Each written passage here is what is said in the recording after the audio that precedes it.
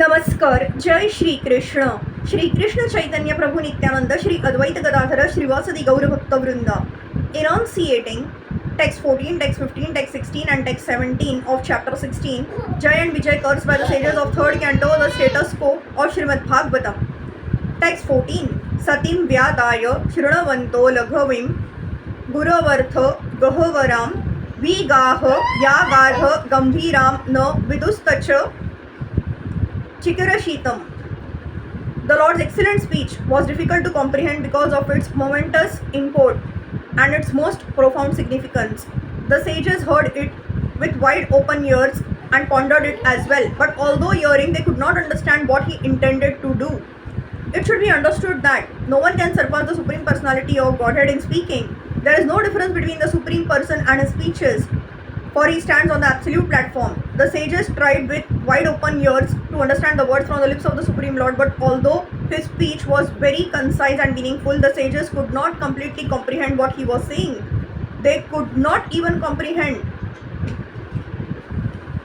the purport of the speech or what the Supreme Lord wanted to do.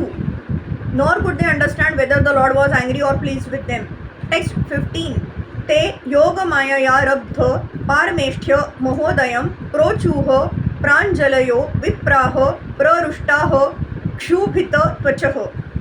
The four Brahman sages were nevertheless extremely delighted to behold him, and they experienced a thrill throughout their bodies.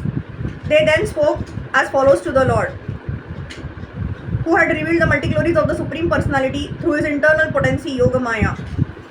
The sages were almost too puzzled to speak before the Supreme Personality of Godhead for the first time, and the hairs of their bodies stood erect due to their extreme joy. The highest opulence in the material world is called Parameshthya, the opulence of Brahma. But when this opulence of Brahma, who lives on the topmost planet within this material world, cannot compare to the opulence of the Supreme Lord, because the transcendental opulence in the spiritual world is caused by Yogamaya, whereas the opulence in the material world is caused by Mahamaya. Text 16. Rushaya uchuh na vayam bhagwan vidamastav deva chikirashitam krito me anugrahasya cheti yadadhyakshah prabhashase. The sages said, O Supreme Personality of Godhead, we are unable to know